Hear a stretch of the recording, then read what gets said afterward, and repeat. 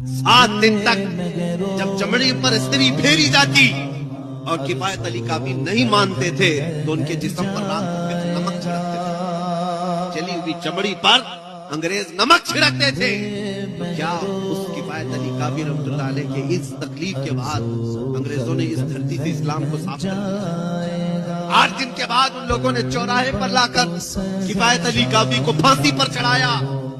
और उस वक्त जब वो एक आलिम रब्बानी को फांसी पर चढ़ा रहे थे, पूछा गया तुम्हारी आखिरी कोई ख्वाहिश है? किफायत अली काफी ने कहा था हाँ मेरी एक ही ख्वाहिश है, एक बार मरने से पहले नाते मुस्तफा पढ़ लूं। और पढ़ करके सुनाया लोगों को, कोई गुल बाकी रहेगा न चमन रह जाएगा, पर रसूलुल्लाह का दीन हसन रह जाएगा। सब फना हो जाएंगे काफी वो, लेकिन हश्र तक नाम हजरत का जुबानों पर चलन रह जाएगा।